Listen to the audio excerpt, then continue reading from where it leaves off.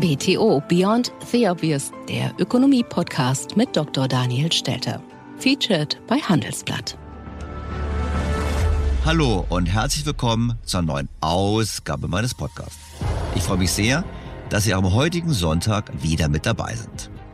Wir blicken auf die Folgen von Donald Trump. Es gibt ja die weit verbreitete Hoffnung, dass nach der Amtszeit von Donald Trump alles wieder gut wird. Die Zölle abgeschafft werden, der Handel floriert und die Welt wieder globalisiert und kooperiert. Doch diese Hoffnung dürfte enttäuscht werden. Der Schaden, den Donald Trump dem Welthandelssystem zugefügt hat, der Weltordnung zugefügt hat, dürfte weit über seine Amtszeit hinausreichen. Wie konkret dieser Schaden aussieht, was die Folgen sind und was daraus die Schlussfolgerungen sind für Europa, diskutiere ich mit meinem heutigen Gesprächspartner. Ich finde das Thema hochrelevant und weiterhin aktuell. Ich hoffe, Sie auch. Fangen wir also an. BTO Beyond the Obvious, featured bei Handelsblatt.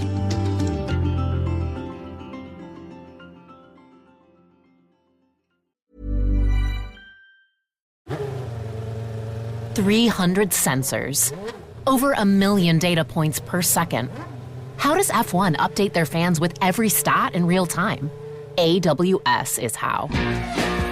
From fastest laps to strategy calls, AWS puts fans in the pit. It's not just racing, it's data-driven innovation at 200 miles per hour. AWS is how leading businesses power next-level innovation.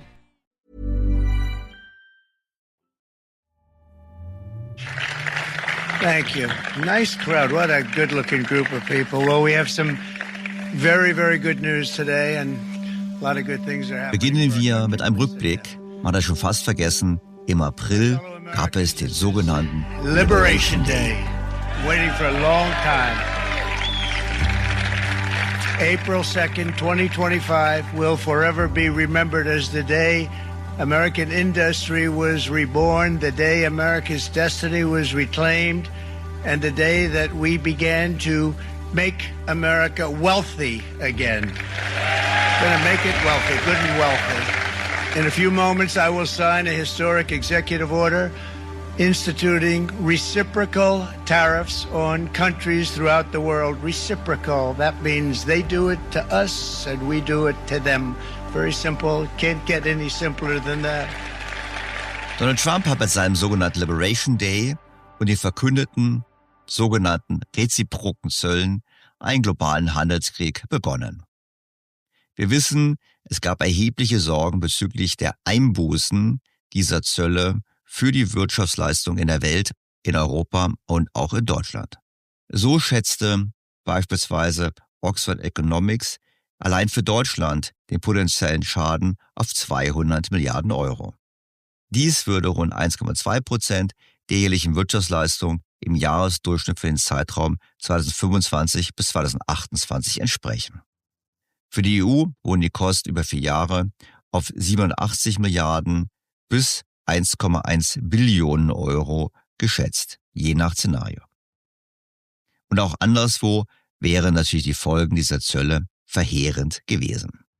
Jetzt wissen wir, dass Donald Trump in vielen Fällen zurückgerudert ist, nach dem Motto Taco, Trump always chickens out. Er hat Deals gemacht, die weniger schlimm waren als die ursprünglich angekündigten Zölle, beispielsweise EU mit 15%.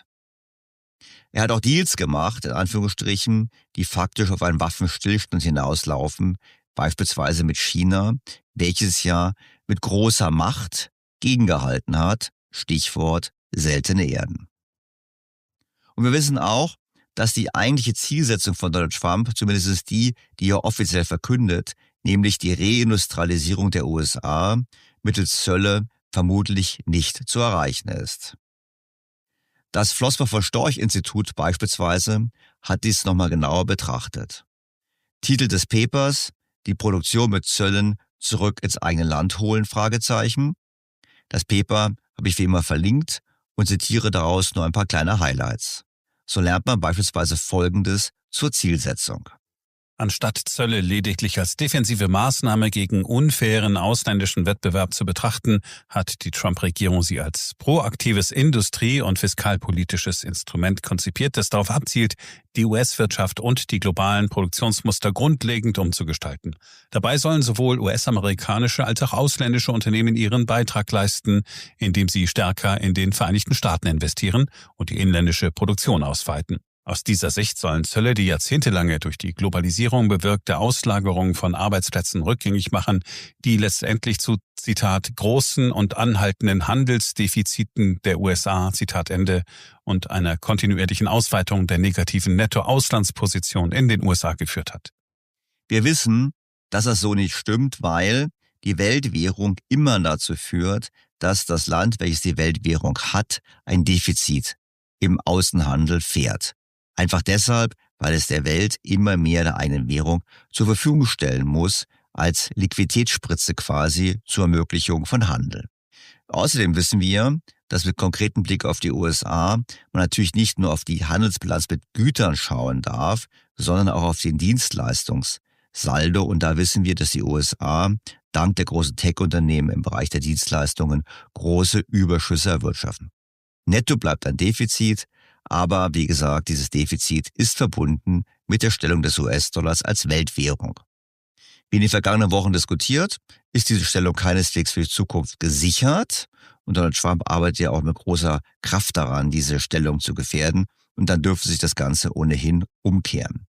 Doch kommen wir zurück zum Thema der Produktionskapazitäten, die Trump in den USA ansiedeln möchte. Dementsprechend argumentiert die Trump-Regierung, dass die USA ihre Produktionskapazitäten und ihre industrielle Basis chronisch gegen billigere Importe getauscht hätten. Der daraus resultierende wirtschaftliche Niedergang sei zu einem Problem der nationalen Sicherheit geworden und habe eine erhebliche Erhöhung der Zölle auf eine Vielzahl von Industriegütern erforderlich gemacht. Die Zölle werden als Instrument für die Reindustrialisierung der USA angesehen. Ihre Einführung würde die Inlandspreise für ausländische Waren erhöhen, Unternehmen dazu bewegen, ihre Produktionsaktivitäten zurückzuholen und ihre Lieferketten wieder stärker innerhalb der USA zu verankern. Wir haben auch das in verschiedenen Podcasts bereits diskutiert.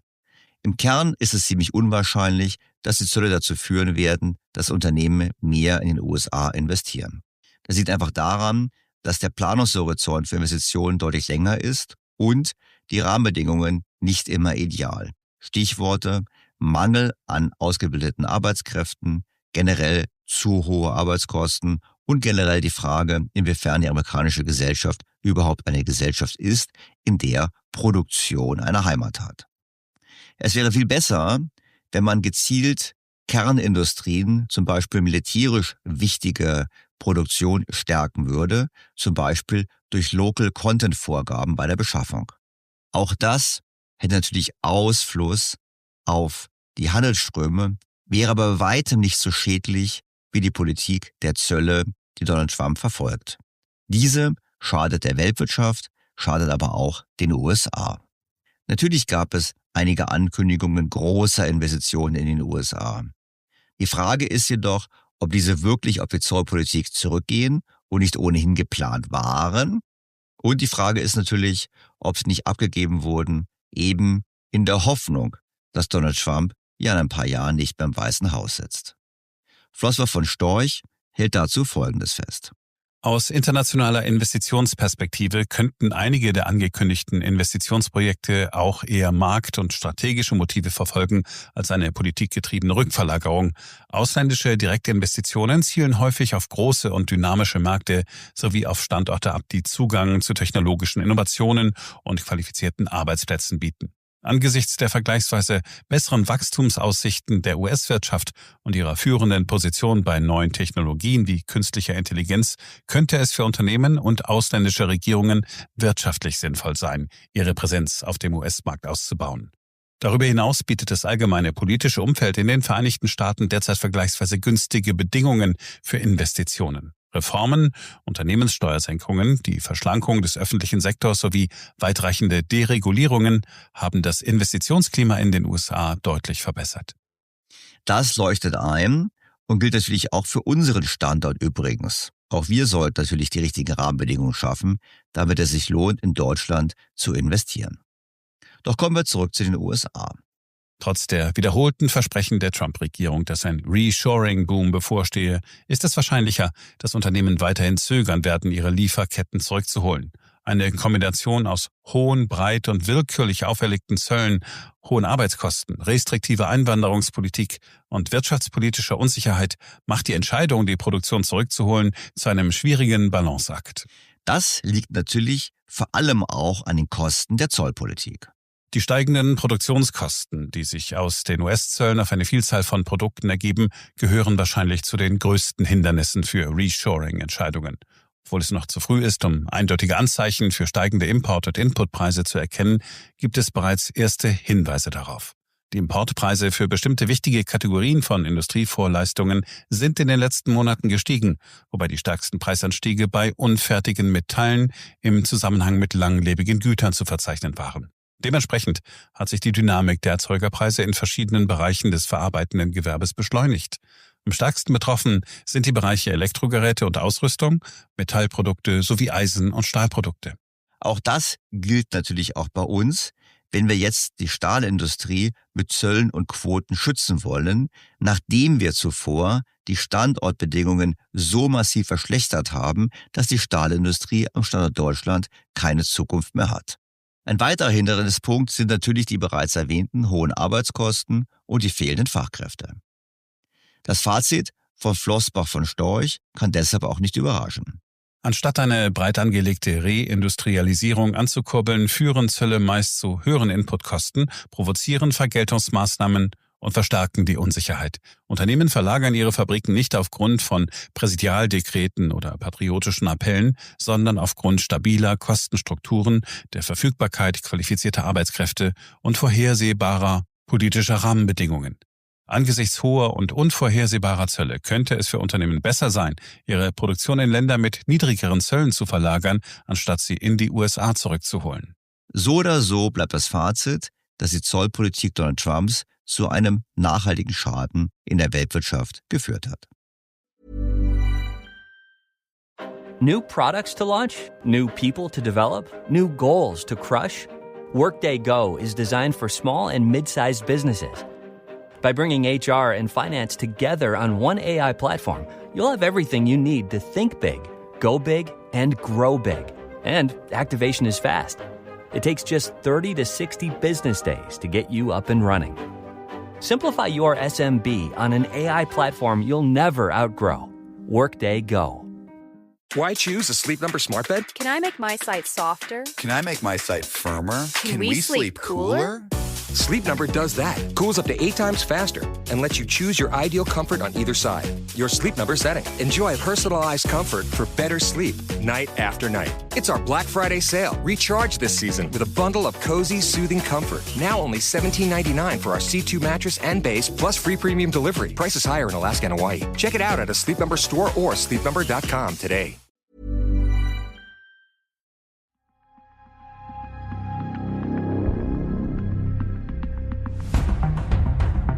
Wie groß die Hoffnung auf die Zeit nach Donald Trump ist, unterstreicht ein Kommentar in der Financial Times. Martin Sendbo, den ich sehr gerne lese, bedauerte darin zunächst den Schaden, der durch die Politik Donald Trumps angerichtet wird. Im Kern der Aggressivität von Donald Trump und der MAGA-Bewegung liegt die grimmige Entschlossenheit, die Wirtschaftsordnung umzugestalten.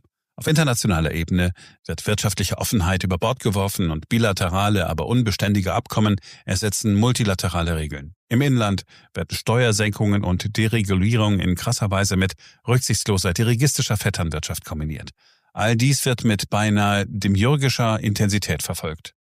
Doch diese Vision der Wirtschaft ist gelinde gesagt umstritten. Was also ist mit denen, die Alternativen zur MAGA-Wirtschaft anbieten sollten? Demiurgische Intensität ist nicht das Erste, was einem in diesem Zusammenhang in den Sinn kommt. Das heißt aber nicht, dass nichts geschieht. Vielmehr ist es für die Nicht-MAGA-Welt schwer, den alten Konsens multilateraler Offenheit und des Vertrauens in die Märkte aufzugeben. Um es mit Gramsci zu sagen, das Alte ist tot, aber das Neue ringt darum, geboren zu werden. Trumponomics mag eines der krankhaften Symptome der Übergangszeit sein. Wenn Sie sich jetzt fragen, was demiurgisch heißt, dann geht es Ihnen wie mir. Ich habe es nachgeschaut. Es beschreibt etwas, was die Eigenschaften und die Macht eines Schöpfers hat, insbesondere in Bezug auf die Gestaltung und Formung der Welt. Es impliziert also eine schöpferische, ordnende und gestaltende Kraft, ähnlich der eines göttlichen Handwerkers. Das Wort wird oft verwendet, um eine Person, eine Idee oder einen Prozess zu beschreiben, der eine tiefgreifende und transformative Wirkung hat. Im übertragenen Sinne kann es auch eine übermenschliche oder fast göttliche Fähigkeit zur Gestaltung von Realitäten bezeichnen. Wie gesagt, ich hätte das Wort auch austauschen können. Die FT hat das so verwendet und ich dachte mir, sie hat es bestimmt bewusst gemacht, weil wir es ja mit Donald Trump zu tun haben. Deshalb also diese Übersetzung. Doch kommen wir zurück zum Inhalt. Was folgt denn nun daraus aus diesen Trumponomics für die Zukunft? Die Frage nach der richtigen Politik bleibt offen. Eine Reihe guter Prinzipien für die Politikgestaltung, die Lehren aus den vergangenen Jahrzehnten widerspiegeln, gelten jedoch. Niemand darf abgehängt werden. Menschen legen Wert auf allgemeines Wohlergehen, einschließlich guter Arbeitsplätze, nicht nur auf ihr Einkommen. Und staatliche Leistungsfähigkeit ist unerlässlich. Die führenden Köpfe der Trumponomics stimmen diesen Prinzipien jedoch weitgehend zu. Das Projekt muss daher ein alternatives Politikangebot präsentieren, eines, das ein gewisses Maß an wirtschaftlicher Offenheit bewahrt. Und was konkret wäre das? Besonders aufschlussreich sind die Beiträge zum Produktivismus und zur Bedeutung hochwertiger Arbeit, zur Rolle einer aktiven Fiskalpolitik als letzter Instanz, zum Einfluss der Gesundheit auf die Produktivität durch frühkindliche Bildung, zum differenzierten Verständnis von Kapitalverkehrskontrollen und makroprudentiellen Maßnahmen zur Steuerung internationaler Kapitalströme. Der rote Faden, der sich durch all das zieht, lässt sich mit "Der Staat ist zurück, aber er muss klug agieren" zusammenfassen. Hier haben wir es wiederum mit einem spannenden Wort zu tun, makroprudentiell.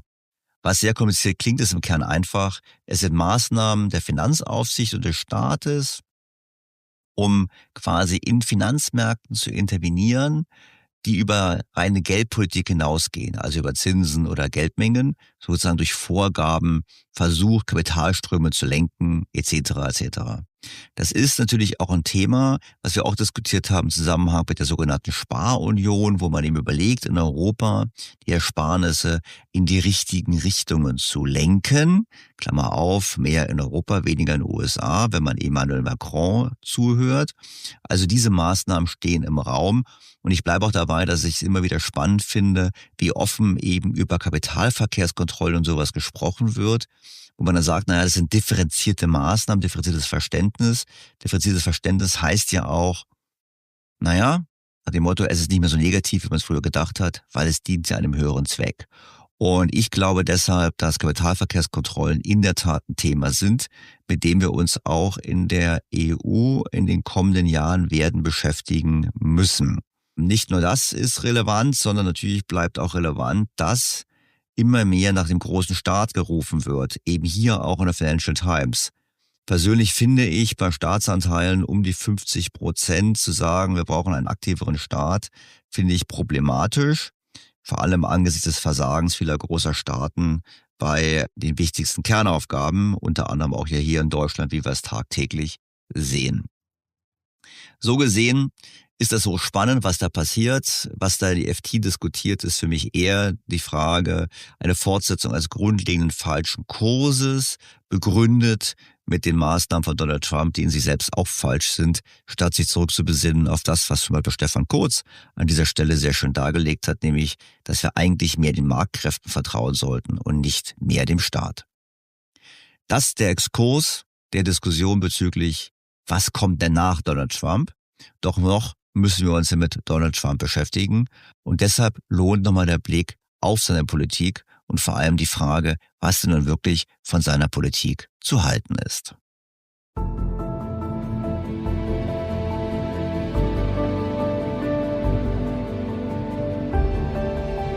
Über die Wirtschaftspolitik von Donald Trump wurde schon viel geschrieben und auch wir haben sie in mehreren Folgen intensiv besprochen. Nun ist ein neues Buch zum Thema erschienen, wobei man sich natürlich fragen kann, ob es denn wirklich ein neues Buch braucht und ob dieses neue Buch neue Erkenntnisse liefert.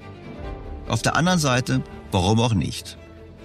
Der englische Journalist Philip Coggan hat das Buch Trumps Angriff auf die Weltwirtschaft geschrieben.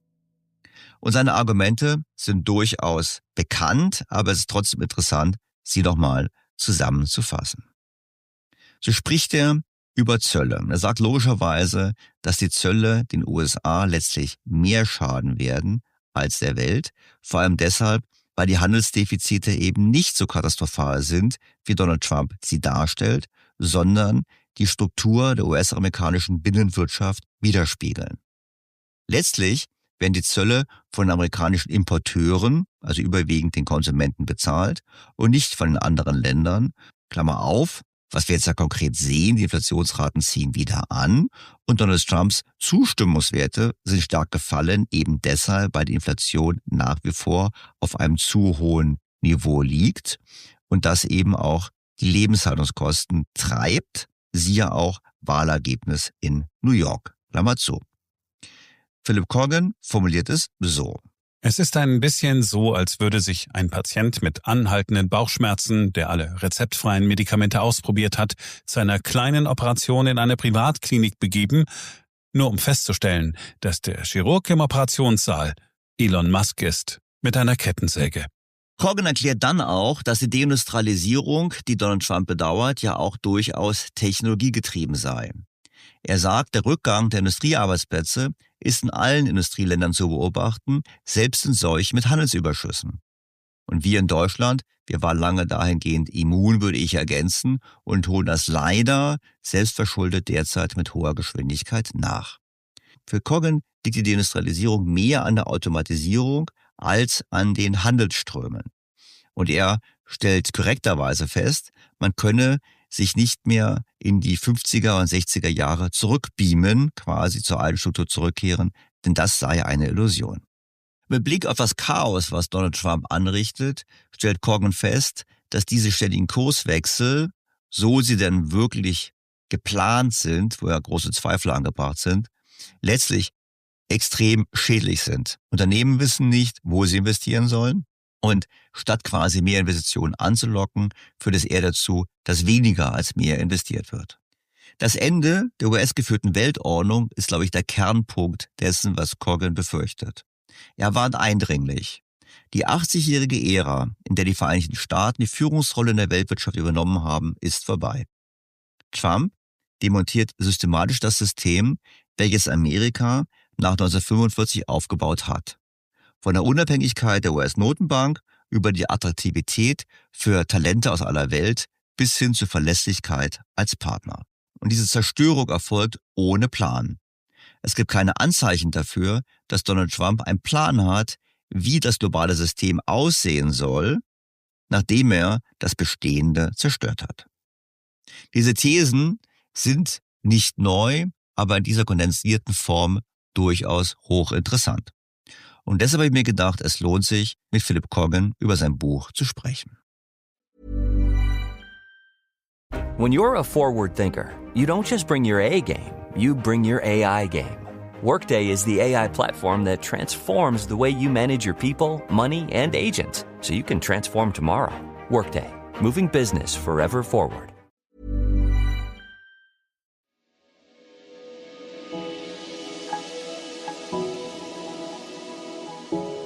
Bevor wir zu meinem Gespräch mit Philip Coggan kommen, ein Hinweis für alle Hörer, die schon länger mit einem Handelsblatt-Abo liebäugeln. Es gibt ein befristetes Angebot bis zum 8. Dezember.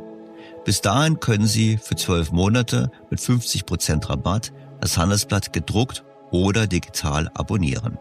Das Aktionsangebot finden Sie unter handelsblatt.com/podcast 50 und weitere Informationen natürlich wie immer auch in den Shownotes zu dieser Ausgabe. Doch nun zu meinem Gespräch mit Philip Coggan. Philip Coggan ist ein renommierter britischer Wirtschaftsjournalist, Korrespondent und Autor.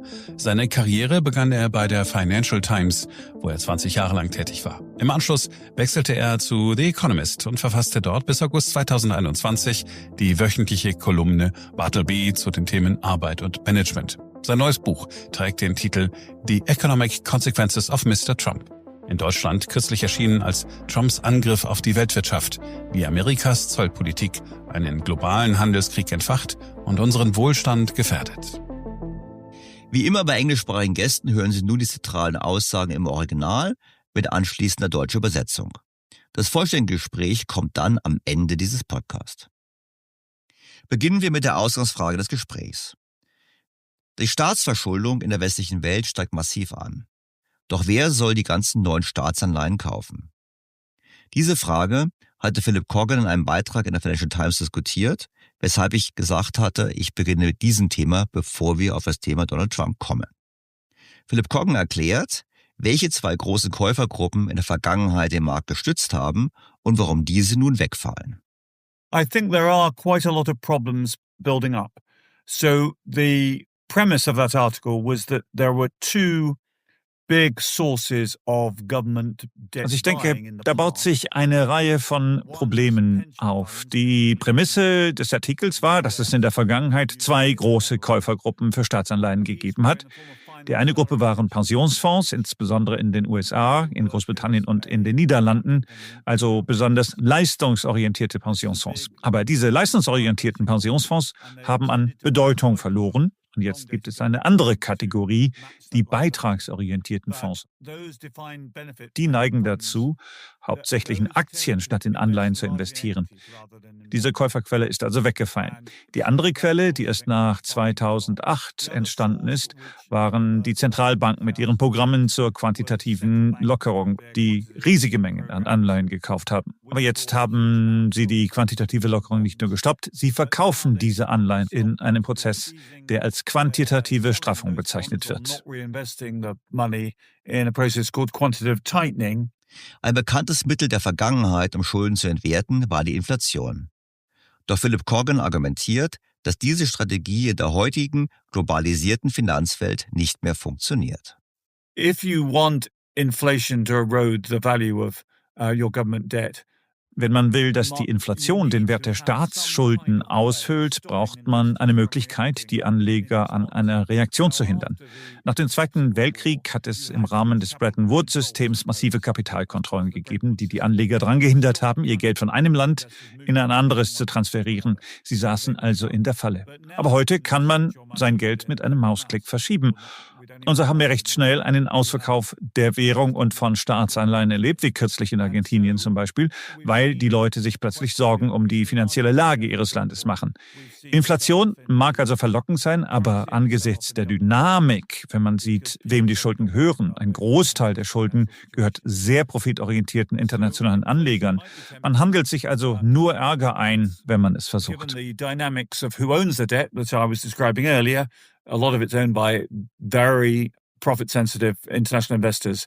You're going to store up trouble for yourselves if you try it. Hier würde ich natürlich jetzt einwenden, dass die Kapitalverkehrskontrollen, die wir bereits vorher angesprochen haben im Podcast, durchaus ein Instrument wären, um diese Inflationierung doch zu erleichtern. Hinzu kommt, dass mit den USA und mit Europa zwei große Wirtschaftsräume gleichermaßen auf Inflation angewiesen sind, um die Schuldenlast real zu drücken. Insofern habe ich hier persönlich eine etwas andere Sicht als Philip Coggan. Doch kommen wir nun zu seinem Buch und seinen Überlegungen zur Wirtschaftspolitik von Donald Trump. Ein zentrales Argument der Trump-Administration ist ja bekanntlich das US-Handelsdefizit, das als Beweis für eine Benachteiligung der USA im Welthandel herangezogen wird. Philip Coggan bietet eine alternative Erklärung an, die das Defizit eher als Zeichen der Stärke und Attraktivität der US-Wirtschaft deutet. The other explanation for why the US has a current account deficit is that the current account deficit represents the shortage of domestic savings in the US. Die andere Erklärung für das Leistungsbilanzdefizit der USA ist, dass es den Mangel an inländischen Ersparnissen in den USA widerspiegelt, die zur Finanzierung der Investitionen benötigt werden, die die USA tätigen wollen. Natürlich gibt es in den USA riesige Investitionen in Rechenzentren, künstliche Intelligenz und all das. And other countries are delighted to hold the US stock market, which is around 70% of the value of Um das zu finanzieren, müssen Ersparnisse aus anderen Ländern importiert werden. Andere Länder sind hoch erfreut, Anteile am US-Aktienmarkt zu halten, der etwa 70% des Wertes der weltweiten Aktien ausmacht. Sie sind hoch erfreut, Staatsanleihen zu halten. Sie sind hoch erfreut, generell Dollar zu halten. Je mehr Geld sie also schicken, um in den USA zu investieren, desto größer wird das Leistungsbilanzdefizit. Eine Auffassung, die ich teile. Ein Hauptargument von Donald Trump ist dennoch, dass die Deindustrialisierung der USA vor allem auf unfairen Handelspraktiken, besonders von China, beruht. Das ist ja auch die Position, die Angus Deaton, der Wirtschafts- und Weltpreisträger, im Gespräch mit mir in diesem Podcast geteilt hat. Cogan widerspricht dieser Darstellung jedoch vehement. Is the deindustrialization of the US primarily down to China? And I would say no, it isn't. Ist die Deindustrialisierung in den USA in erster Linie auf China zurückzuführen? Ich würde sagen, nein, ist sie nicht. Die Beschäftigung im verarbeitenden Gewerbe ist in der gesamten westlichen Welt seit den 1970er Jahren rückläufig, also lange bevor China zu einer Macht in der globalen Fertigung geworden ist. Die größte Kraft bei der Reduzierung der Arbeitsplätze im verarbeitenden Gewerbe ist die Technologie. Und es ist der Ersatz von Arbeitern durch Maschinen, der, wie die meisten Ökonomen, die sich damit befassen, sagen, für den überwiegenden Teil des Rückgangs der Beschäftigung im Gewerbe verantwortlich ist. Man wird die Beschäftigung im verarbeitenden Gewerbe nicht wieder auf das Niveau der 1970er Jahre bringen, egal was Trump auch tut, egal wie hoch er die Zölle auch ansetzt. Und schlimmer noch, die USA haben sich spezialisiert, worüber Adam Smith schon 1776 geschrieben hat. Die USA haben sich spezialisiert auf hochwertige, margenstarke Produkte. Sie stellen keine Schuhe, T-Shirts oder billige elektronische Bauteile her. High-value, high-margin products. It does not make shoes, T-shirts, assemble cheap electronic components. Donald Trump behauptet ja immer wieder, dass die Zölle letztlich von den ausländischen Exporteuren bezahlt würden und so Einnahmen für den US-Staat generieren. Wir wissen, dass das natürlich nicht so ist.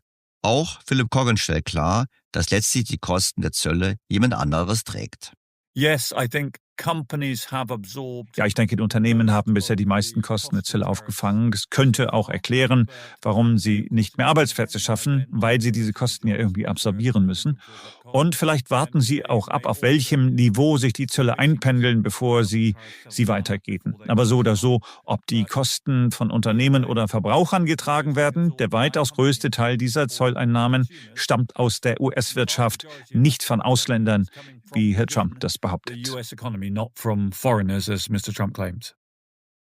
Neben der reinen Handelsbilanz gibt es aber auch strategische Abhängigkeiten, insbesondere von China bei kritischen Technologien. Philip Cogan kritisiert hier Trumps Vorgehen scharf. Anstatt Allianzen zu schmieden, isoliere er die USA. Yes, indeed. And of course, again, the Biden administration had some controls on exporting chips to China. Ja, in der Tat. Und natürlich hatte wiederum die Biden-Administration einige Kontrollen für den Export von Chips nach China, von denen Herr Trump einige rückgängig gemacht hat. Aber das bringt mich zu diesem Punkt. Trump hätte zur EU gehen und sagen können, schaut mal, wir sind viel zu abhängig von China bei diesen Dingen. Lasst uns gemeinsam einen Plan entwickeln, um unsere Abhängigkeit zu reduzieren. Das wäre ein vernünftiger strategischer Punkt gewesen. He could have gone back to the EU and said, look, we're far too dependent on China for these things. Let's together come up with some sort of plan to reduce our dependence. And that would have been a sensible. Zu seiner geopolitischen Strategie gehört auch, dass er 50% Zölle auf Indien erhoben hatte. Indien, mittlerweile die bevölkerungsreichste Nation der Welt, die bei weitem größte Demokratie und eine schnell wachsende Wirtschaft. Und trotzdem hat er Indien gewissermaßen in die Zange genommen und gezwungen, sich auch anderswo als in Amerika nach Verbündeten umzusehen. India in a way to look for allies elsewhere than America. Über die Handelspolitik hinaus sieht Philip Cogan in Trumps Politik eine fundamentale Demontage der globalen Ordnung, die die USA selbst nach 1945 erst geschaffen haben. We created a system after 1945 of the US being a global leader in terms of defense, in terms of technology, in terms of culture. Wir haben nach 1945 ein System geschaffen, in dem die USA eine weltweite Führungsrolle in den Bereichen Verteidigung, Technologie und Kultur innehatten. Aber wenn man jetzt hinschaut, sehen wir, wie fast alles, was Amerika wirklich groß gemacht hat, demontiert wird. Wir haben erlebt, wie die Rolle der Gerichte in Frage gestellt wird. Wir haben erlebt, wie die Rolle der freien Presse in Frage gestellt wird. Und wir haben gesehen, wie die USA sich anscheinend von ihrer Bereitschaft zurückziehen, andere Demokratien, die Ukraine zum Beispiel, zu verteidigen.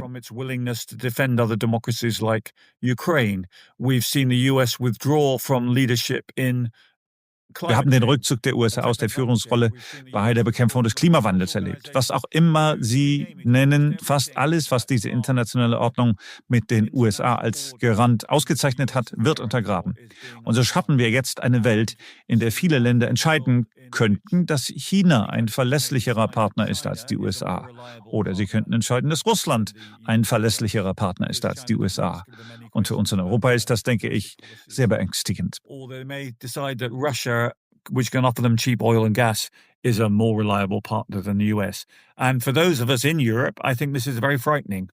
Diese Entwicklungen, gepaart mit wirtschaftlicher Stagnation, führen laut Philip Coggan auch in Europa zu einer gefährlichen politischen Gemengelage. Eine Auffassung, die auch ich teile, weshalb es mich ja auch so besorgt, wie die Wirtschaft in Deutschland sich entwickelt, weil das sicherlich nicht zur gesellschaftlichen, politischen und sozialen Stabilität beiträgt.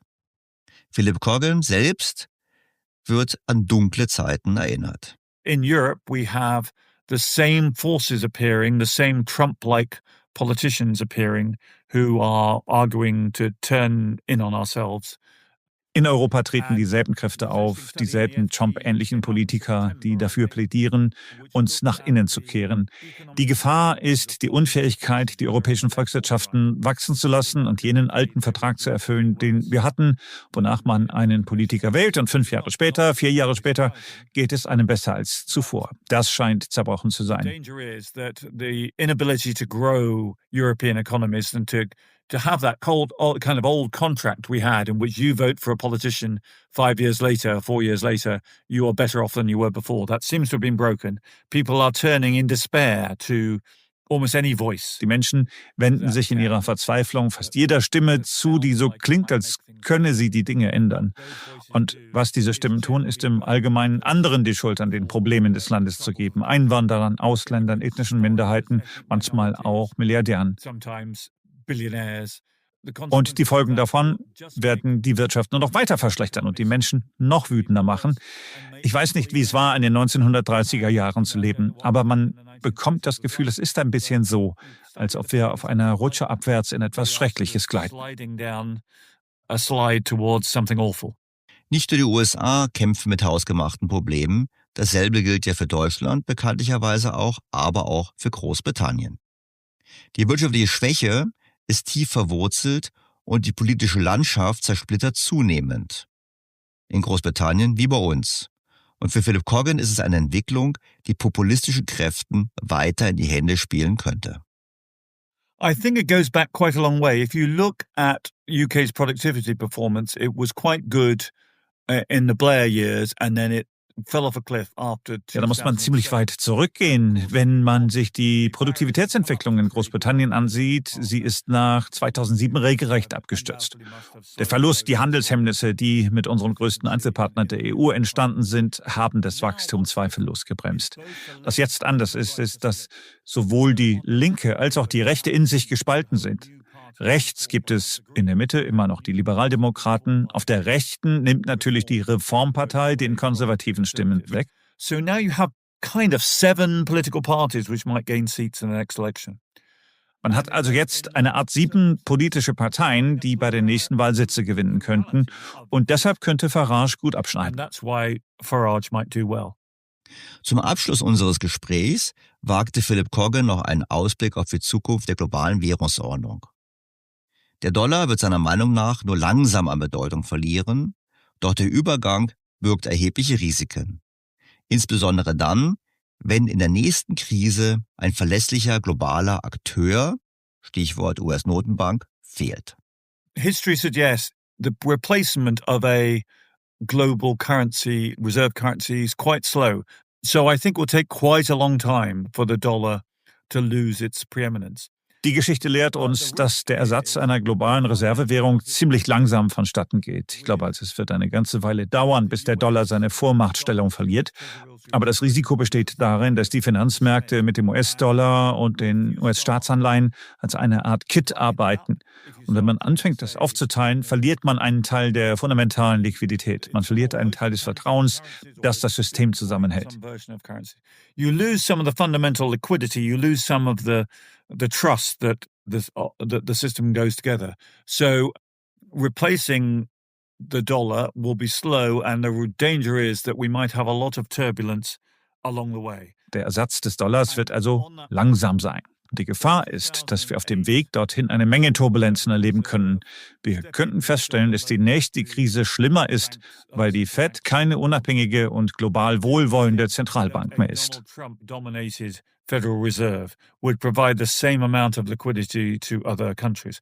You know, this is not the sort of thing you find out until you get into a crisis, but we may find that the next crisis is worse because the Fed is no longer an independent and kind of globally benign central bank.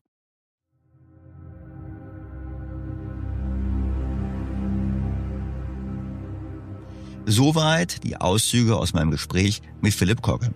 Das ganze Gespräch hören Sie dann so in 2-3 Minuten in diesem Podcast. Halten wir fest. In der Tat gibt es wenig Anzeichen dafür, dass Donald Trump oder irgendjemand in seinem Umfeld einen Plan hat, wie man denn das globale System ersetzen möchte, was man gerade zerstört. Was bleibt, ist ein durchaus gefährliches Vakuum in einer Zeit, in der der Westen Zusammenhalt bitter nötig hätte. Stichwort Russland, Ukraine, Iran, China. Die nächste Finanzkrise könnte deutlich verheerender ausfallen, wenn die US-Notenbank Fed nicht mehr als unabhängige und global wohlwollend agierende Zentralbank auftritt. Sollte beispielsweise ein Donald Trump untersagen, dass die Fed interveniert oder große Gegenleistungen von den Staaten fordern, denen geholfen wird, kann das ganze System an den Rande des Kollapses bringen. So oder so bleibt das Fazit, dass es wohl kein Zurück geben wird zu der Welt von vor Donald Trump. Die Regelverletzungen, die jetzt passieren, die Bereitschaft, nationale Interessen rücksichtslos gegen langjährige Partner durchzusetzen, das ist im Prinzip enttabuisiert. Wer jetzt noch, wie große Teile der deutschen und europäischen Politik, darauf hofft, dass die USA mit einem neuen Präsidenten zum multilateralen Führungsstil zurückkehren, dürfte enttäuscht werden. Vermutlich ist es sogar naiv, davon auszugehen. Es ist an der Zeit, dass wir die bittere Realität akzeptieren. Wir sind in einer neuen, ungewissen Ordnung angekommen, oder besser Unordnung, nachdem wir nicht genau wissen, wie es sein wird. Und Anpassung, Resilienz ist deshalb das Gebot der Stunde und nicht Rückwärtsgewandtheit und Hoffnung.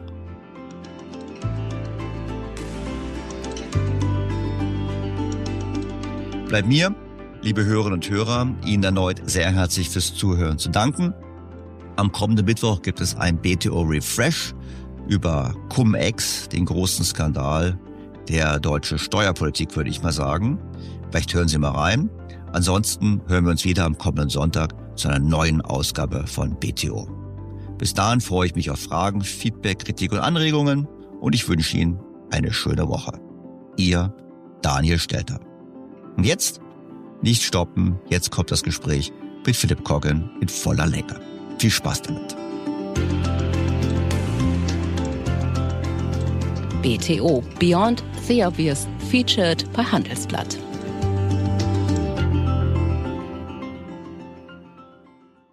Dear Philip, it's a great pleasure welcoming you to my podcast. Thank you for having me, Daniel. I stumbled recently about a piece where you were arguing that the bond market math does not add up for governments. Basically saying, there's a huge wave of government debt hitting the markets, but where is the demand? So is the Western world really running into troubles concerning government debt?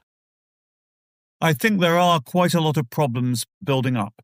So the premise of that article was that there were two big sources of government debt buying in the past. One was pension funds, particularly in the US, the UK, and the Netherlands. And these were in the form of final salary pension funds, which pay workers a retirement income linked to their wages. This is a big liability for them, and they tended to buy quite a lot of long-dated government bonds to match that liability. But those defined benefit pension funds have declined in importance, and now another category called defined contribution funds, which are essentially just give the worker a pot, which at age 65 or 66 they use to fund their retirement. Those tend to invest largely in equities rather than in bonds. The other source, which only emerged after 2008, was central banks through their quantitative easing programs, which bought huge amounts of bonds. But now they've not just stopped quantitative easing, they're selling those bonds or not reinvesting the money in a process called quantitative tightening. So central banks' holdings of bonds have gone down from, this is across the OECD, from 29% of the total in 2021 to 19% in 2024. And it's likely to continue going down. Who is replacing all this? Who's buying the bonds? It's a category generally known as foreign investors, and that can include all sorts of profit-seeking investors. Central banks and pension funds are really not looking to maximize their profits. They're either, supporting their governments or matching liabilities. But hedge funds and other people who are buying the bonds are looking for a strong return. So that means that they are going to be less willing to put up with big deficits, more worried about currency devaluation and inflation, and thus that makes it more difficult for countries to finance their deficits. Well, you also point out that in some cases, interest expenses already exceed defense spending, even in the US. Yes. I would say, well, if you look at government finances and the potential solutions to government debt, obviously inflation is one way governments have worked in the past. So isn't it good news at least for the people who use these pension funds, that their money is not invested in bonds anymore, but in stocks? Well, it depends, really. If you are a member of a final salary pension scheme, then the company is on the hook to pay you your pension. So whether the equity market does terribly or well, or it doesn't matter. They are legally required and supposed to, meet various accounting rules to make sure they have enough money put aside. So I think if you're one of those, you're safer if they're in bonds than if it's in equities and the market crashes and the company goes bust just at that moment. So in terms of inflation eroding the real value of government debt, yes, that can happen over very, very long periods. It did happen. Countries emerged after the Second World War with huge debts. And in the 70s in particular, the inflation eroded the value of those debts away. But of course, high inflation has other socially negative consequences, which we don't all want to sit through. Governments have also issued quite a chunk of inflation-linked government debt. That's certainly true in the UK, which has a high proportion of it. So the cost of financing inflation-linked government debt is one of the reasons that the UK's interest bill has gone up so much, over £100 billion a year now. We want to move also on towards the US, but in general, isn't there a strong wish by governments to reduce the independency of central banks in order to work on this magic formula concerning economic growth and interest rates?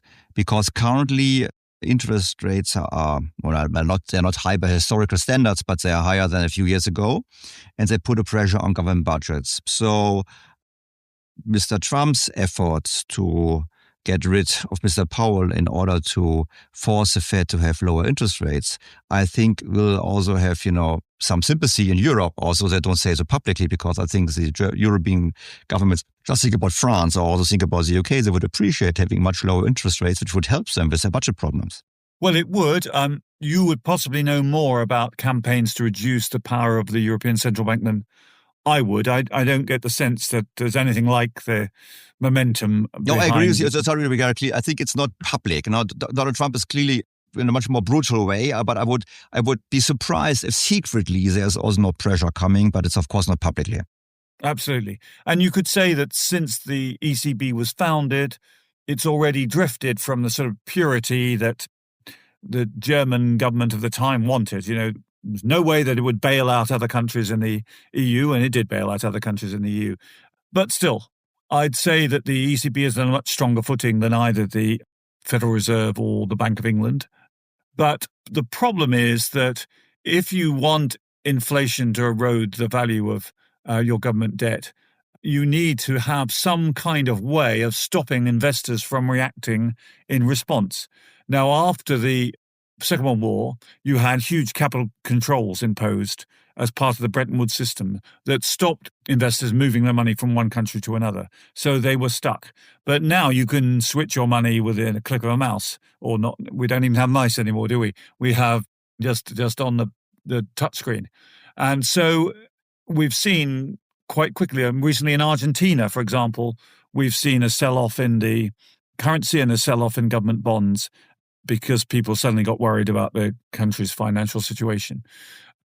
So inflation might be tempting, but given the dynamics of who owns the debt that I was describing earlier, a lot of it's owned by very profit-sensitive international investors. You're going to store up trouble for yourselves if you try it. So when Mr. Trump is discussing, or it's not he's discussing, but his advisors are discussing a Mar-a-Lago Accord of saying basically we force foreigners to buy long-term, low-yielding U.S. government bonds for the privilege of still dealing with us. You basically would say, well, but it's not going to work because in free capital markets, you can't be forced. I mean, I don't think they've yet seriously tried to push a version of that through. And it involved a whole set of reliances such as, forcible conversion to long-dated debt, taxes on the debt, which kind of amount to a partial default, which would be quite problematic for international financial markets, which use treasury bonds and treasury bills as the kind of plumbing of the system. They are the asset that is regarded as risk-free that, loans are secured against. So suddenly to introduce even the very thought of a default in that, I think might cause enormous financial chaos. The US has the advantage, the exorbitant privileges that's been described in the past, that it's the largest economy in the world, it has the world's reserve currency, has the most liquid markets, so they can get away with more than other countries. But I think there is evidence that we saw it in April when the bond markets revolted in the first week after Trump introduced his tariffs, that the bond markets will take fright if they think economic policy is going in a very bad direction. And I think they would take fright if the independence of the Fed was demolished altogether. Your book is called The Economic Consequences of Mr. Trump. Before talking about the economic consequences of his actions or his economic plan or his whatever he's doing, I would like to start by asking you, does the US have a problem? So you could say, well, the US runs a huge government deficit, and this government deficit, if it continues this way, will lead to very high debt levels, and this down the road will lead to some kind of problem. The US is spending more on interest than on defense, and there's this famous Ferguson's law saying once you do so, you're not anymore a superpower, you have a problem. And then the US is running a current account deficit for decades now, leading to the fact that many assets in the US are owned by foreigners. From the point of view of the Trump administration, or Steve Bannon, obviously these things are not good news for the US. Would you share this assessment, or would you say, well, it's no problem at all because you just print a green paper and for this you get real goods, as other people say?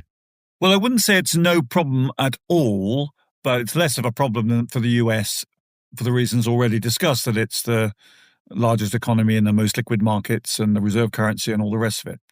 I don't think the trade deficit for the US is a particular problem, and I think that because there are many ways of working out why the trade deficit is there. Trump thinks it's because foreigners are cheating and that they are selling goods, and then selling goods to America, but keeping goods out of their own countries. But that's very difficult to explain why, if that's the case, that the US has a current account surplus when it comes to services. Does that mean the US is cheating? Or does it mean other countries don't cheat on services when they do cheat on goods? The other explanation for why the US has a current account deficit is that the current account deficit represents the shortage of domestic savings in the US, which are required to fund the investment the US wants to make. And of course, there are huge investments going on in the US for data centers, artificial intelligence, and all the rest of it. To finance that, it has to import savings from other countries. And other countries are delighted to hold the US stock market, which is around 70% of the value of global equities. They're delighted to hold treasury bonds, as we've mentioned. They're delighted to hold dollars in general. Perversely, in his various trade deals, Mr. Trump keeps trumpeting the idea that other countries will invest all this money in the US, Japan, the EU. Whether or not these deals come to fruition is another matter. But if other countries are putting all this investment in the US, that's a capital account surplus, which must be, by the fact that the balance of payments must balance, be offset by a current account deficit. So the more money they send in to invest in the US, the bigger the current account deficit is going to get. So it doesn't really add up as an explanation for what's going on. Yes, in the long run, the US has a very big deficit, which it requires on foreigners to fund.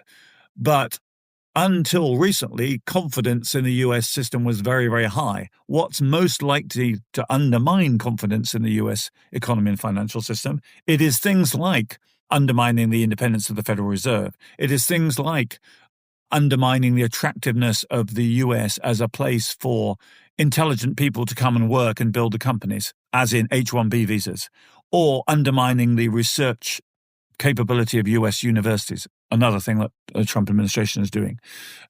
So to the extent that there is a problem, it's one that Trump has created, not that Trump is trying to solve. Once I had Angus Deaton in my podcast, the economist Nobel Prize winner.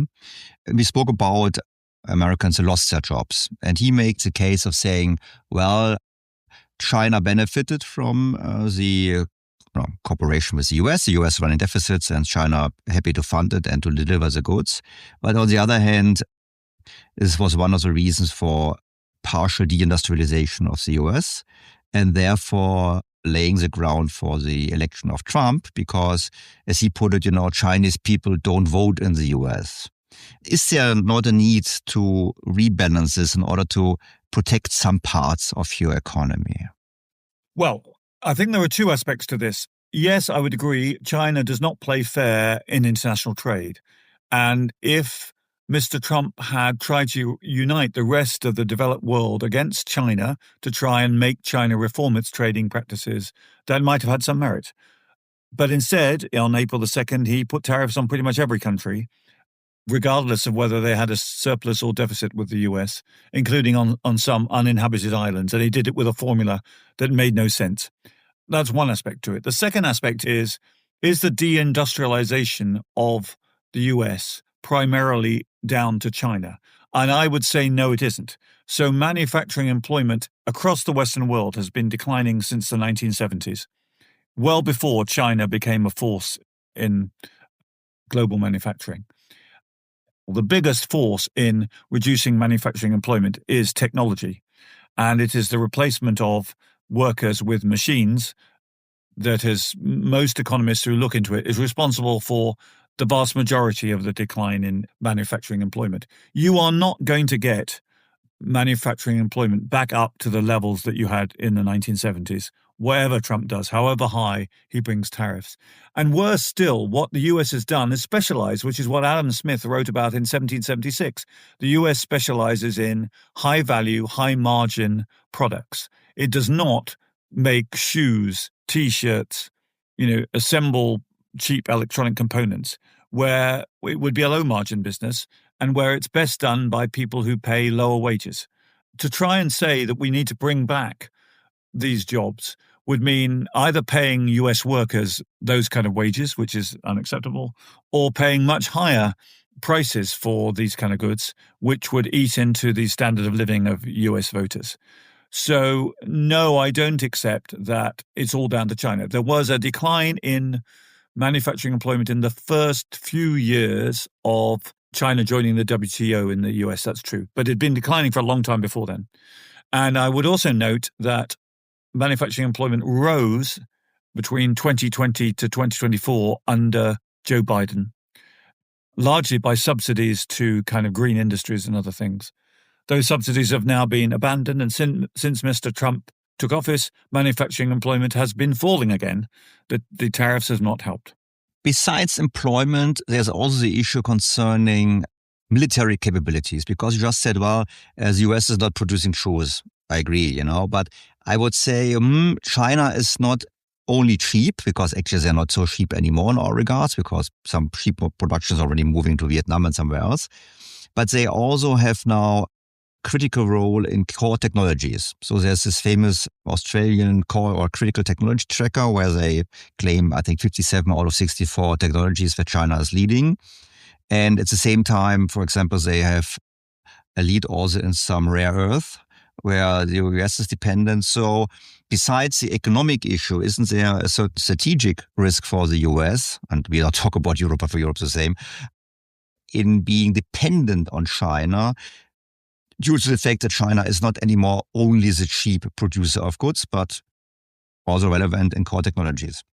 Yes, indeed. And of course, again, the Biden administration had some controls on exporting chips to China, some of which Mr. Trump has undone, which is odd if the worry is a strategic position. And of course, the rare earths point, very difficult to instantly get rid of that dependence on China. It'll take many years to invest in it. And of course, it explains why China was so able to resist Trump's tariffs and to retaliate against them and to force him to backtrack on, a large part of them. But that brings me back to the first point, whereas he could have gone back to the EU and said, look, we're far too dependent on the China for these things. Let's together come up with some sort of plan to reduce our dependence. And that would have been a sensible strategic point. On the geopolitical strategy also, he has just put 50% tariffs on India, which is now the world's largest nation by population, the world's largest democracy by far, and a rapidly growing economy. It's growing faster than China. And yet he is forcing India, in a way, to look for allies elsewhere than America. The Indian troops even took part in Russian military exercises recently, and India went to the great conference that Xi Jinping had to mark the 80th anniversary of the end of the Second World War. So again, if we're talking about geopolitical strategy, that would be one thing, but it doesn't add up as a coherent policy. Well, it does not add up. But I think the last data I saw is that tariffs are paid and the revenue from tariffs is up. At the same time, if I think about it, I think the UK is lucky. You only pay 10%. The Europeans pay 15%. You could say 15%, 10%. It might be split between consumers and producers. So might it be in the end that Trump has a small victory in reaping some additional revenue for the government without doing any damage to his economy? Well, hasn't he done damage to his economy? So the UK economy is not seen as doing very well, but it grew faster in the first half of the year than the US economy. The US economy shrank in the first quarter of the year. US economic data get reported on an annualized basis, so people talk about 3.3% growth in the second quarter, for example. But most other countries report it on a quarter-on-quarter basis, so that's 0.8%, which doesn't sound anything like as impressive. So we've seen employment growth, virtually be static in the US, and we're not just talking about the impact of tariffs, but on the impact of his immigration changes. Immigration was responsible for the majority of the gain in the workforce in recent years. If you stop immigration, then means your workforce can't grow. Economic growth can come from two sources, more workers or making them more productive. And if you want more productive workers, then stopping H-1B or making it more difficult to attract highly intelligent international workers by restricting visas is a mistake as well. Consumer confidence took a hit from the tariffs. Real consumer spending has slowed. Yes, I think companies have absorbed most of the cost of tariffs so far. But that may, of course, explain again why they're not creating more jobs, because they're having to absorb that cost. And they may also be waiting to see what level tariffs settle down at before they pass it on. But either way, whether it's being absorbed by companies or consumers, the vast majority of that tariff revenue is coming from within the US economy, not from foreigners, as Mr. Trump claims. It's mainly coming then from consumers. And this leads me to a very crazy question is, we all know that the US is consuming too much compared to its GDP. Therefore, it has this huge deficit. I would say it this way. It's overconsumption or overdemand. And we know that the US consumer stands for 70% of GDP in the US. So what you could do is you could tax the US consumer higher, the private households higher, so that they have less money for spending, and reduce by doing so the US government deficit. This would be probably helpful also for the trade deficit. But of course, this doesn't sound like a popular policy. If you now say, we have foreigners pay taxes, this sounds very positive. In the end, it ends up by being the consumer, but the consumer might not realize it because, not all people in the public are dealing with these issues like you do. So might it be a creative strategy of, in the end, reducing US consumer spending without telling the consumer you have less money to spend? Well, we have to remember that as well as the tariffs, we've had the One Big Beautiful Bill, which massively slashed taxes, particularly for the better off. So the net effect on the deficit is still to widen it, not to shrink it, if you're worried about the fiscal deficit. And yes, it may well be that the impact of the tariffs on consumers falls more on poorer consumers. That's certainly what was expected before they were imposed, than on richer ones who are also getting the benefit of the tax cuts. But if the argument in favor of Mr. Trump is that he's a doughty fighter for the working man, not so much the woman probably, and he's a populist, then this is a very odd argument to make, that he's taking money from the poor to give to the rich, kind of reverse Robin Hood. Yes, some people may think that's a good idea, but it's not populist. But he's now doing this. So first of all, he's doing it. Obviously, either he's stupid, or he has the wrong advisors, or he's just, I don't know. But what's the path forward now? So what will be the implications down the road of these policies? I think they're very worrying. I think it's not just about tariffs. I think we created a system after 1945 of the US being a global leader in terms of defense, in terms of technology, in terms of culture. It helped European countries to revive through the Marshall Aid. It lowered tariff barriers through originally general agreements on tariffs and trade, eventually the World Trade Organization. It set an example of a healthy democracy with, a balanced constitution. And yes, of course, things have gone wrong several times over those 80 years, and wars have been conducted which probably shouldn't have been started. But still, I think people could look up to US leadership. But now, if you look, we're seeing almost everything that, genuinely made America great be demolished. We've seen recently attacks on health policy, statements about vaccines which cannot be justified by any kind of scientific research. We have seen, again, the US as the haven for international workers who want to make a success of themselves, and many of whom have started S&P 500 companies. That diminished. We've seen the role of the courts challenge. We've seen the role of the free press challenge. We've seen the US appear to retreat from its willingness to defend other democracies like Ukraine. We've seen the US withdraw from leadership in climate change. Tackling climate change. We've seen the US withdraw from the World Health Organization. You name it, almost everything that marked that international order with the US as the guarantor is being undermined. And so we now create a world in which many countries may decide that China is a more reliable partner than the US because China doesn't ask them any questions about their domestic policies. Or they may decide that Russia, which can offer them cheap oil and gas, is a more reliable partner than the US. And for those of us in Europe, I think this is very frightening. yes, perhaps we did shelter too much under the US umbrella without spending enough on defense. But many presidents have made that point before Mr. Trump. But now we face a world in which the US is not necessarily our friend. And if we look on, Russia and China are very powerful and not necessarily our friends either. I wholeheartedly agree with you here, Philip, but, this brings me back to the starting point of our conversation when we spoke about the government bond markets and the huge deficits governments are running. So Europe is not in a great position. You mentioned that the UK is growing faster than the US, but to my knowledge, UK is also not growing very fast. And I'm sitting here in Germany, which is even doing worse than the UK.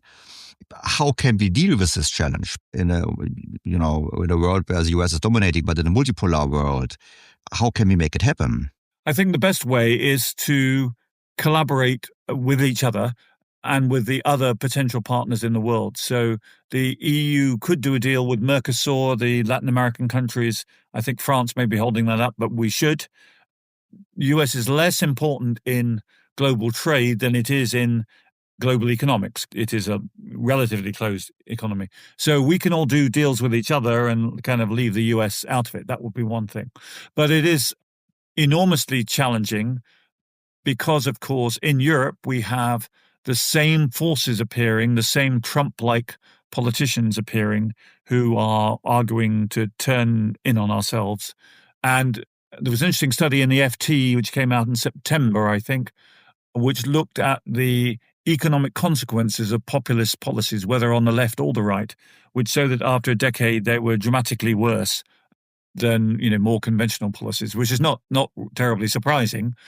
But the danger is that the inability to grow European economies and to have that kind of old contract we had in which you vote for a politician 5 years later, 4 years later, you are better off than you were before. That seems to have been broken. People are turning in despair to almost any voice that sounds like it might make things different. And what those voices do is generally blame others for the troubles of the country. Immigrants, foreigners, ethnic minorities, sometimes billionaires. And the consequences of that will just make economies do even worse and make people even angrier. And, I don't know what living in the 1930s was like, but you start to get the feeling it's a bit like that we are sort of sliding down a slide towards something awful. I agree with you, and I want to come back to this topic when we speak about the UK. But I would like, before we come there, I want to ask another question concerning the change in what's happened after, how we changed from the world after World War II. Because we also had a currency system. We had Bretton Woods, and Bretton Woods fell apart, and we had kind of, I would say the cooperation between Saudi Arabia and the US concerning please always charge in dollar. And then we had, since China entered the WTO, we basically had this secret cooperation between China and the US, also with pegging of the Chinese currency to the US dollar. And now we are about to see the end of the US dollar as a global leading currency. Do you see this topic as well, or that we come up with a new currency system? Because you said, look, people will orientate themselves more towards China. I know that China's currency is currently not convertible, but I know that they build up huge gold reserves, and there's always this rumor about China, Russia, some others coming up with their own currency system. What's your view in this regard? History suggests the replacement of a global currency, reserve currency, is quite slow. So sterling, after 1918, had nothing like the strength it had before 1914, was the cornerstone of the system. But you still had a sterling area well into the 1950s. And sterling was still relatively important, much more important than the UK economy after that. So I think it will take quite a long time for the dollar to lose its preeminence. But the risk is that the financial markets operate with the US dollars, US treasury bills, US treasury bonds as their kind of the cement. And if you start dividing that up, if you start trying to say, it's a whole host of currencies or it's Bitcoin or some version of currency, you lose some of the fundamental liquidity, you lose some of the trust that the system goes together. So replacing the dollar will be slow, and the danger is that we might have a lot of turbulence along the way. And on that point, in 2008, we saw the Federal Reserve step in with dollar loans to banks, other central banks around the world, when we had a crisis in the liquidity in the financial system in Europe and elsewhere. Do we think that a Donald Trump-dominated Federal Reserve would provide the same amount of liquidity to other countries? Well, they're planning to help out Argentina, yes, but I think unless you signed up to the ideological canon of the Trump administration, you're not going to get the same kind of help as you did before. This is not the sort of thing you find out until you get into a crisis, but we may find that the next crisis is worse because the Fed is no longer an independent and kind of globally benign central bank. I agree in this regard. But now come back to your point concerning populism in the 30s. I think you're covering economics for The Economist and the Financial Times for decades now. And you coming up with a statement of saying, well, you didn't live there, I didn't either, but you fear in a certain sense that we face similar times like the 30s is of course not very reassuring. And this might lead me to the UK because, obviously you sit in the UK, you have much more insights than I and my audience towards the UK. My understanding is Labour won the vote or the election with very low share of votes because of your election system. Now Mr. Farage, Mr. Brexit is leading the polls. I know we don't discuss Brexit. Brexit is, water under the bridge. But why is the UK struggling? You have many more political flexibility than the Europeans. You got your own currency. You got, as we all know, very good universities. You got the world language. You got so many assets. So why is the UK, okay, you do better than the Germans, but why is the UK struggling and not benefiting from being independent from the EU and having more flexibility? I think it goes back quite a long way. If you look at UK's productivity performance, it was quite good in the Blair years, and then it fell off a cliff after 2007. Sorry for interrupting, Philip, but this is the same case for the rest of the world as well. I think yes. Germany as well. So all countries struggle with low productivity growth. Sure. But I think in the UK's case, it's the concentration on the financial sector that seemed to be the problem. And there was quite a lot of economic debate on whether the productivity numbers were distorted by the way that financial profits were reported. And that once the financial sector became less important, there was a kind of an illusion wiped off the figures. So we probably weren't doing as well as Germany or France before 2007, and that's now showing up in a decline. We have, it seems, higher inflation than other countries, and that's showing up in the higher long-dated bond yields. Yes, we have the independence of being on our own, but on the other hand, nobody thinks the ECB is coming in to help us out, and we are struggling. I think we've made a few trade deals, but they are adding inconsequential amounts to our growth. And of course, the barriers that have come up to trade with our biggest single partner, the EU, have undoubtedly must have slowed growth and slowed efficiency in the UK economy. I just read a piece about this. I have a Substack. There have only been two previous political realignments of parties in the UK. One was in the middle of the 19th century after the Great Reform Act and after the rise of industrialism, and you got you had an old two parties, Tories and Whigs, both made up of aristocrats, and those disappeared in favour of the Conservatives and the Liberal Party, which was all in favour of free trade. After the First World War, the franchise was widened to include everybody. The Liberals declined, and you got Labour, working class, Conservatives, middle class, and you got that divide. Since then, it's been difficult under the first past the post system to break that system up. And there was two parties, were still doing pretty well in 2015, for example. And there was an attempt in the 1980s to break off of the Labour Party called the Social Democratic Party, which got lots of votes but didn't get many seats. Now what's different is both the left and the right are split. So on the left of Labour, you have the Greens. You have a new party being formed by Jeremy Corbyn, the ex-Labour leader, who they may never get their act together, but they're there. You have nationalists in Wales and Scotland. And you have in the sort of centre, you have the Liberal Democrats still. On the right, of course, you have Reform taking votes away from the Conservatives. So now you have kind of 7 political parties which might gain seats in the next election. In that circumstance, just having a plurality of the vote can be enormously successful under a first-past-the-post system. So if Reform has 30%, which is even lower than Labour's 33, 34%, it still may get a majority in 2029. So the first-past-the-post system, which was a handicap to small parties or insurgent parties in the past, is now going to be a boon to them.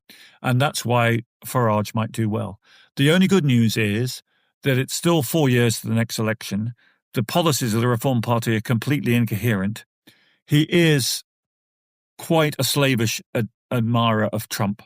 And we've seen in both Canada and Australia that if you go into an election and you look like you're an admirer of Trump, then that's bad for your vote and that people can unite against you. One hopes, as a British person, that it won't happen in 2029. But it's, as real a possibility as AfD winning in Germany or the Front National winning in France, certainly, that Reform may win the next election.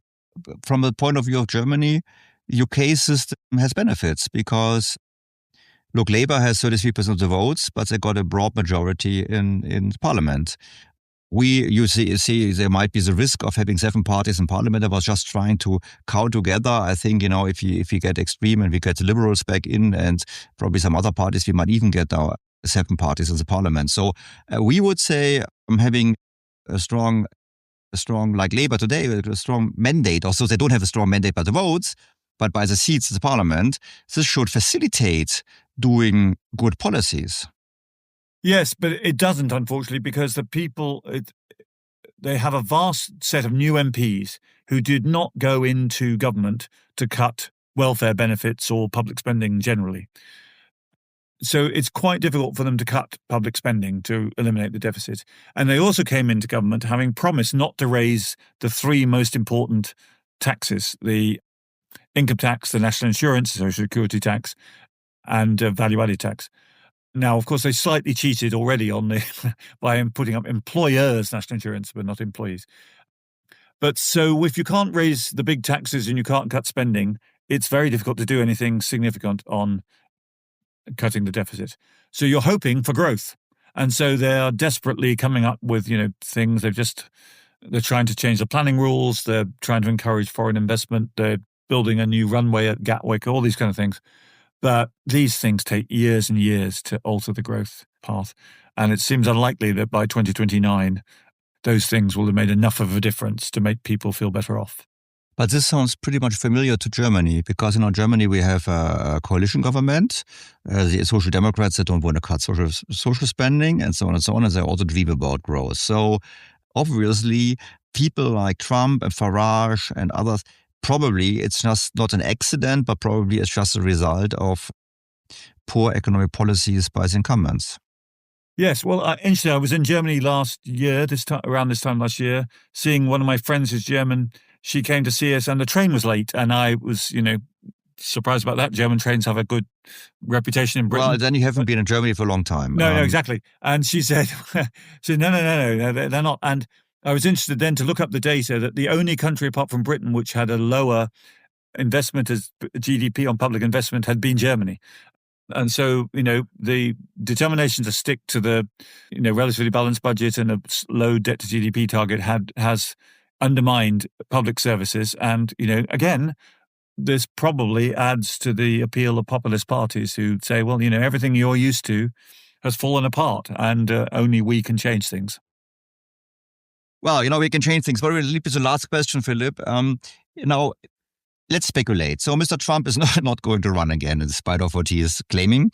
And there will be elections and there might be a Democrat coming back in. Do you see the world basically getting back to the status quo ante, basically, getting back to before Trump?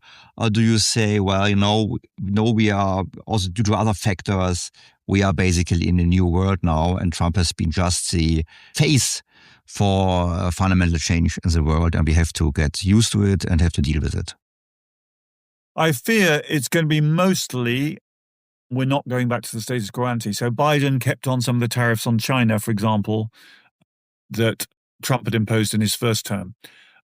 I'm hoping on things like, climate change, on things like joining international organizations, on things like, willingness to support democratic allies, that we can change back.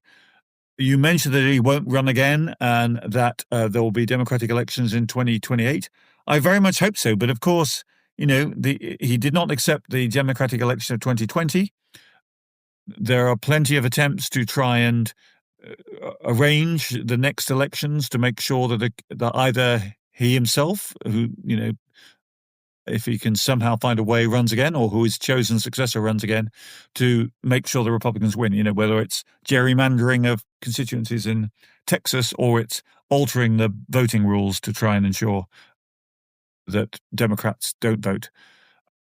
The big test is going to be next year in the midterms. Can the Democrats persuade enough people to vote to put a Democratic Congress back in place and to check on this balance?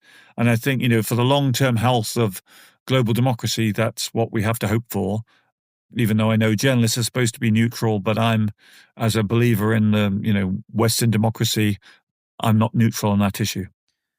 Philip, you don't have to be neutral. That's why you have been invited as being for journalist, but being for writing the book about economic consequences of Trump and for being able to discuss the scenarios with me. So, dear Philip, thank you very much for your time. And I hope we keep in touch and we might have another reason to talk again. Thank you very much, Daniel.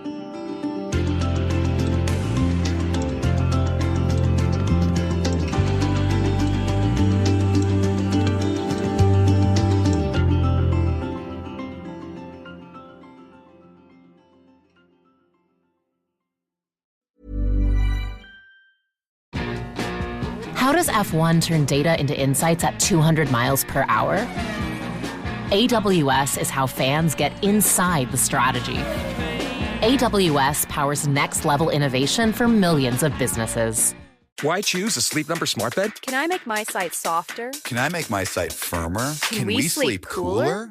Sleep Number does that. Cools up to 8 times faster and lets you choose your ideal comfort on either side. Your Sleep Number setting. Enjoy personalized comfort for better sleep night after night. It's our Black Friday sale. Recharge this season with a bundle of cozy, soothing comfort. Now only $17.99 for our C2 mattress and base, plus free premium delivery. Prices higher in Alaska and Hawaii. Check it out at a Sleep Number store or sleepnumber.com today.